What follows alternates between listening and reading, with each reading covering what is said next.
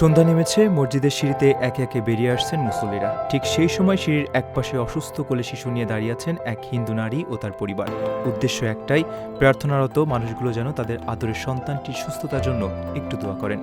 ধর্ম বা বিশ্বাসের ভিন্নতা এখানে কোনো বাধা হয়ে দাঁড়াতে পারেনি, বরং মাতৃত্বের আকুতি ও সম্প্রীতির এক অপূর্ব মেলবন্ধন তৈরি হয়েছে এই দৃশ্যটিতে।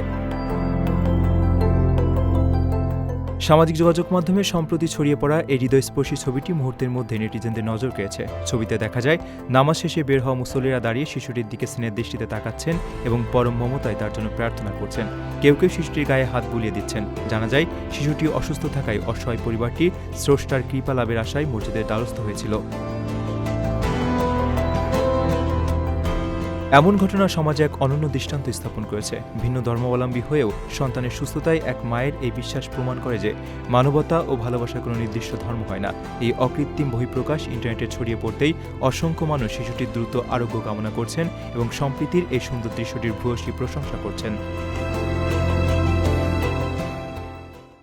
প্রথমবারের মতো প্রবাসীর সিটিতে শুরু হলো কমার্শিয়াল শপ বরাদ্দ। আপনার ব্যবসাকে দিন একটি আধুনিক ও সম্ভাবনাময় ঠিকানা। একই সঙ্গে নিশ্চিত করুন ভবিষ্যতে লাভজনক বিনিয়োগ।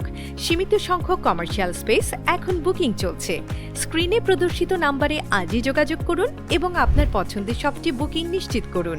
স্পেস সীমিত, তাই দেরি নয়, আজই বুকিং করুন। প্রবাসীর সিটি, আপনার ব্যবসা ও বিনিয়োগের স্মার্ট সমাধান।